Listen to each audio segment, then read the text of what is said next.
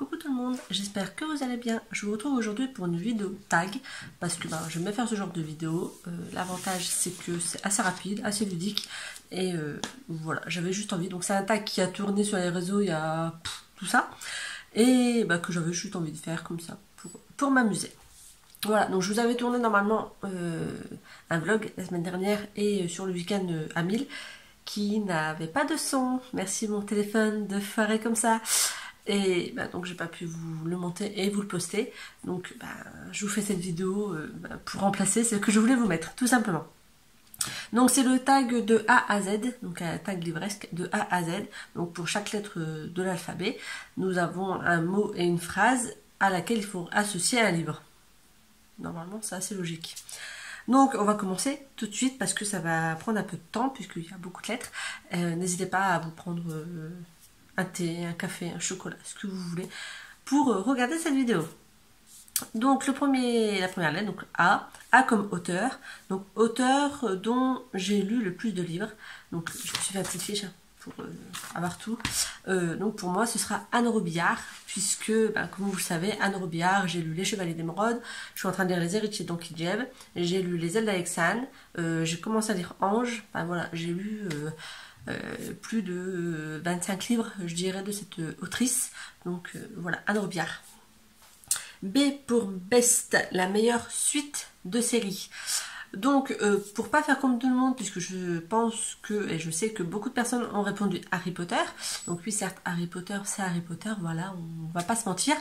Mais moi je dirais les Chroniques lunaires, puisque j'ai surkiffé cette saga.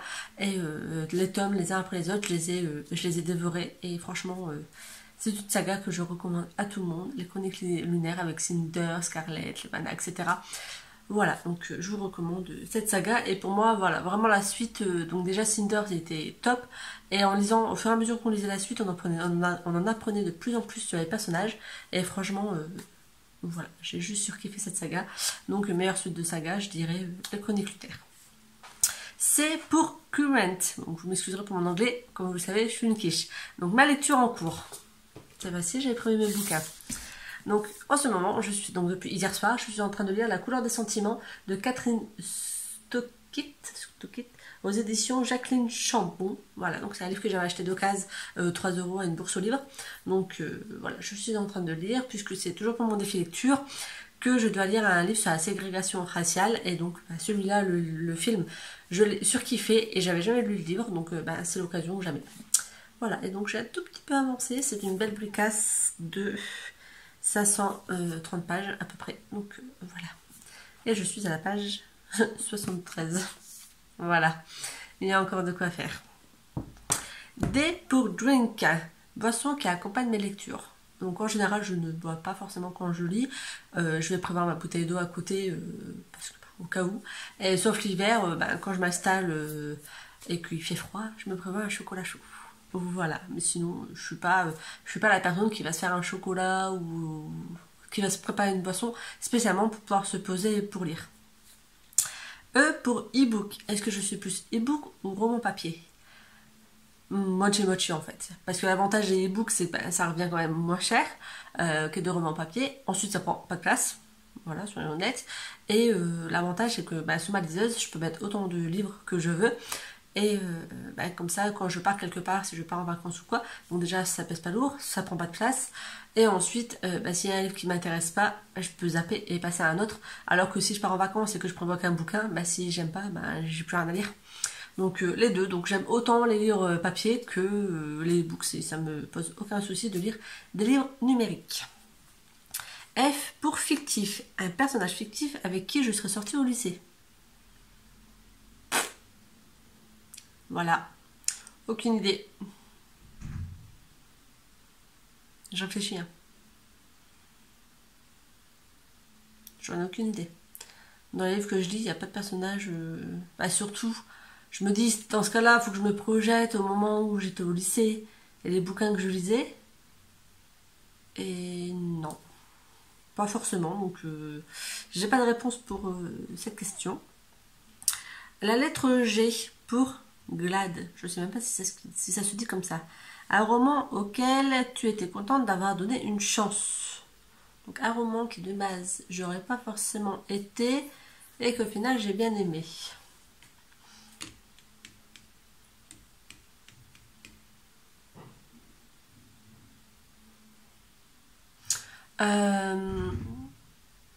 J'irais le Palanquin des larmes. C'est ça, c'est pas. Ouais, le Palanquin des larmes que j'ai lu il y a 15 jours, je crois, toujours pour mon défi lecture. C'est un livre qui de base ne m'aurait pas du tout tenté, donc je l'ai pris par rapport au défi lecture. Et bah, franchement, j'ai adoré ce bouquin. Donc voilà, le Palanquin des larmes qui était une bonne découverte livresque. Je sais plus où je suis arrivée. Là. H pour Hayden. Eden. Je sais pas si on dit Eden ou Hayden. Un roman que tu considères comme un joyau caché. Donc je pense que c'est un roman qu'on voit pas forcément tout le temps sur les réseaux, que moi j'ai beaucoup aimé. En fait, j'aime tellement de livres que c'est compliqué de choisir un livre comme un joyau. Puis un joyau caché, ça veut dire que c'est un livre que il n'y a pas grand monde qui lit, je pense. Donc dans ce cas-là, je dirais le tome 1 de Fleurs captives. Je vais vous chercher.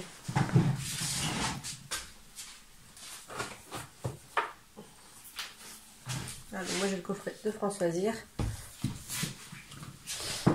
Et donc le tome 1, c'est celui-ci. Ah, donc le tome 1 de Fleurs captives, je le surkiffe. Je l'ai lu il y a très très longtemps, je l'ai là dans la bibliothèque voilà, orange. Hop, par là. Il est tout déglingué celui-là.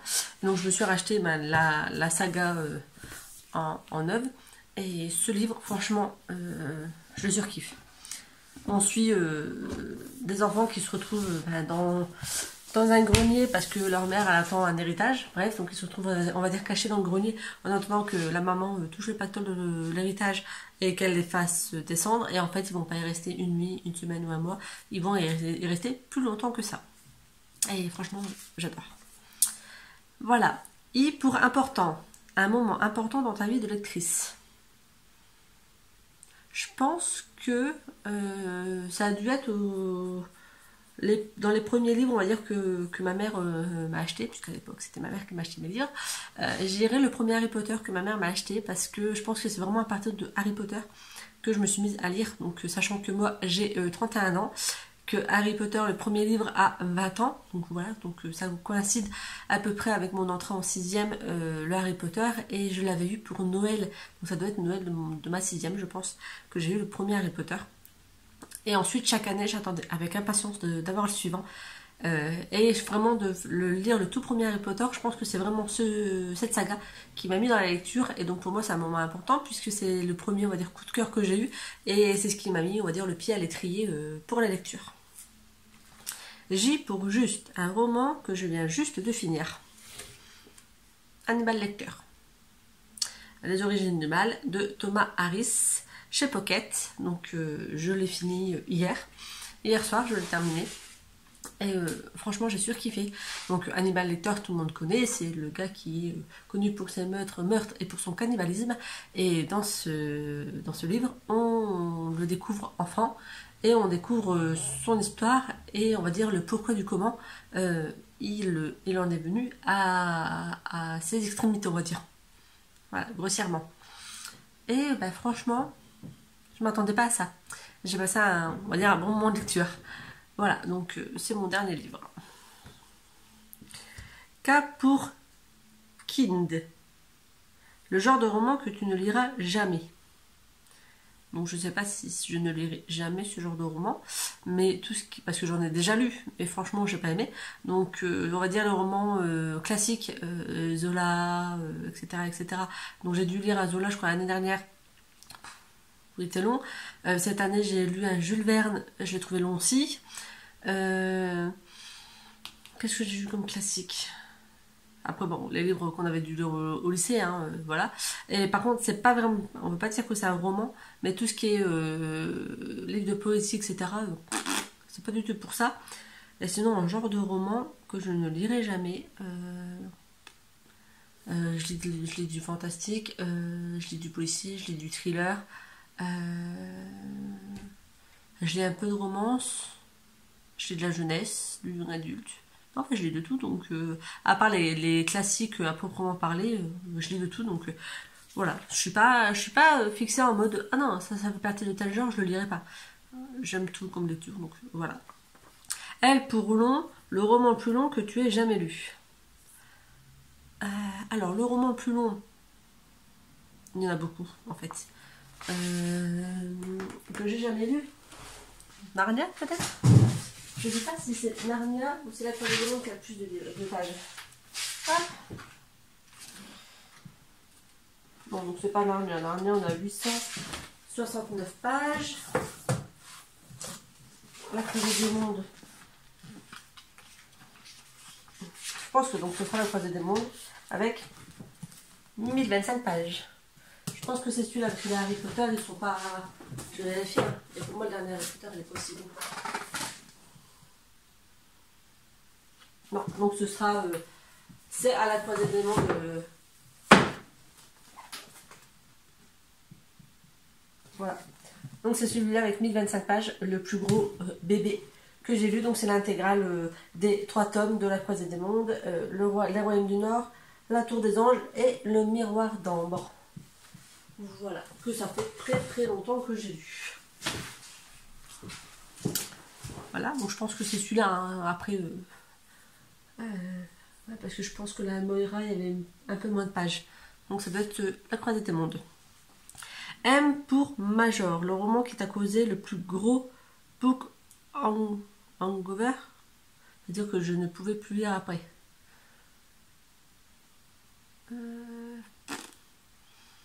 Aucun en fait.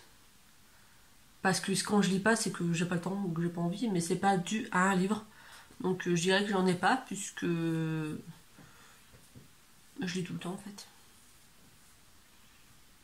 Ouais, donc non, il n'y en a pas.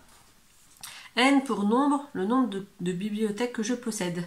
Donc là, vous en voyez 3 et il y a encore une là-bas. Donc je suis à 4 bibliothèques. Mais c'est pas des grandes, c'est sur 4 étagères. Donc 4 x 4. Voilà. Sachant que David en a une dans sa chambre et Noémie en a une aussi. O pour One, roman lu plusieurs fois. Harry Potter. Les Harry Potter, je les ai lus un certain nombre de fois. De toute façon, c'est ceux-là que je pense que j'ai lu le plus. Parce que les Chevaliers d'Émeraude, je les ai lus deux fois, je crois. Mais c'est Harry Potter que j'ai lu le plus. Donc, Harry Potter. Je suis pas très originale, je pense que tout le monde répond Harry Potter.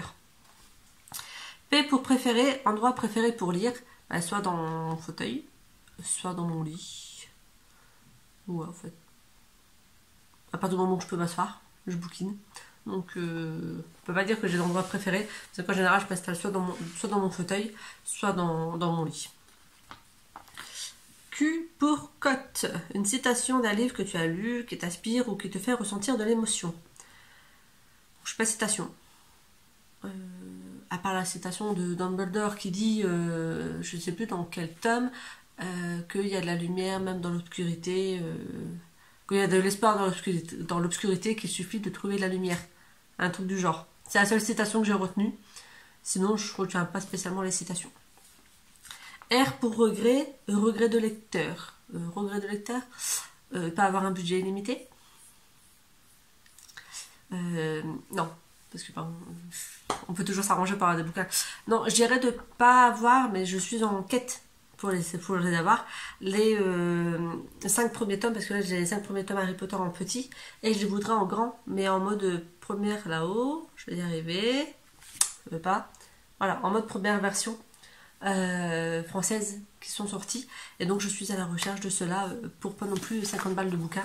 Donc voilà, on va dire en regret, c'est d'avoir eu des formats poche au mieux d'avoir des grands formats. Dès le début, j'aurais voulu avoir toute la saga en grand format avec les livres qui sont sortis de base en France. S pour série. Série commencée mais jamais finie et dont tous les tomes sont sortis. Luxe de Jennifer Lamontrout, je crois. J'ai lu les 3 premiers tomes et je n'ai toujours pas lu la suite. Je les ai sur ma liseuse. Je les ai toujours pas lus. Il faut que j'arrive à finir, sauf que ma soeur a fini et elle m'a dit que c'était top. Et en fait, c'est moi qui l'incite à lire cette saga. Et elle l'a fini et moi toujours pas. Voilà. Alors que je me rappelle comment finissait le tome 3. Donc j'ai pas d'excuses. Mais faut que je m'y mette. T pour 3. 3 de tes livres préférés de tous les temps.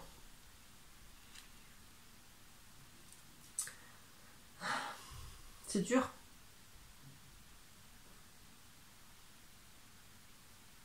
Vous choisir 3 livres préférés. Bon bah je vais remettre le tome 1 de Fleurs captives.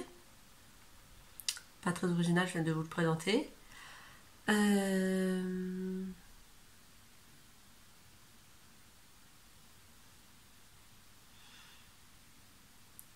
Après, enfin, des tomes, enfin, juste des bouquins, on va dire, entre guillemets, des one-shots ou... Mais choisir un livre dans une saga, c'est compliqué, par exemple. Enfin, je peux pas vous dire, genre, juste Cinder des Chroniques Lunaires ou juste le tome 1 de Harry Potter, c'est pas possible. C'est soit, entre guillemets, on aime tout, soit on n'aime pas. Donc, on peut pas, enfin, moi, je peux pas choisir un tome dans une saga.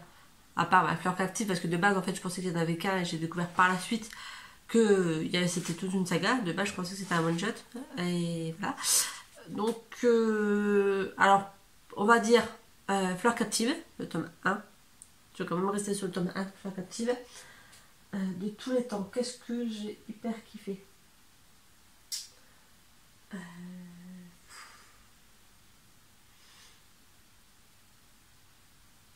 J'en sais rien. Je regarde dans ma bibliothèque, mais...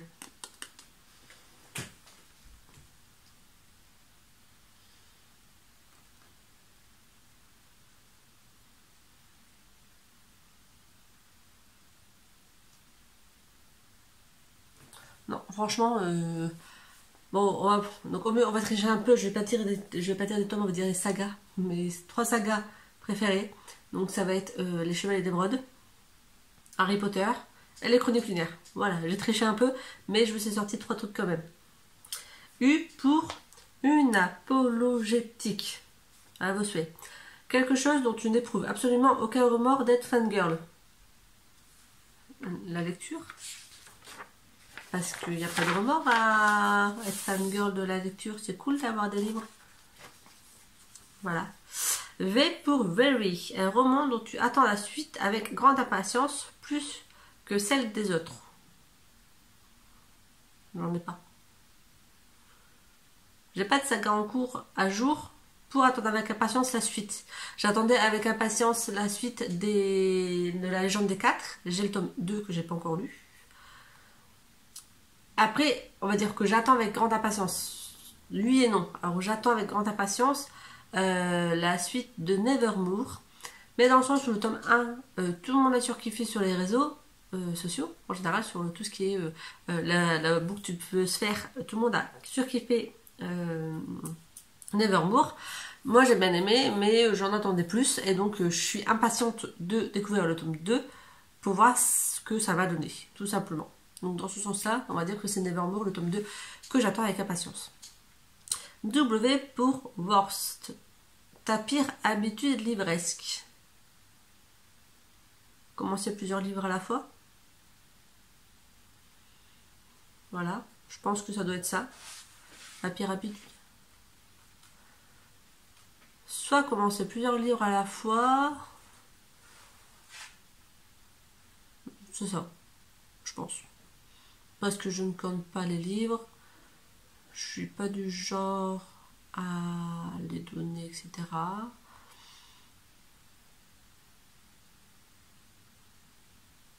Alors, soit c'est lire plusieurs livres à la fois, soit c'est acheter des livres. Voilà, ça peut être aussi une pire habitude, c'est d'acheter des bouquins alors qu'on a une pile à lire qui déborde. Bon, ça va, je suis pas la seule et je pense que je ne suis pas la pire. X pour 10 pour X, dans des guillemets. Commence à compter en haut à gauche de ton étagère et prends le 27e livre.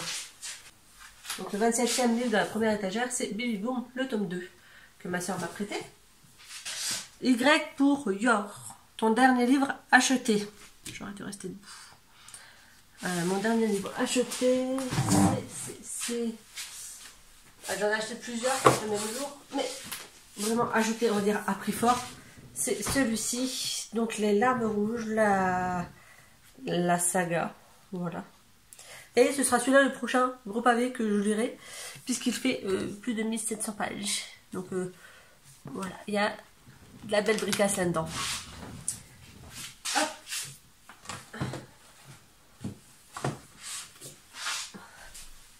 Z pour Z. Voilà. Le livre qui t'a volé ton sommeil, qui m'a tenu éveillée très tard dans la nuit, dernièrement.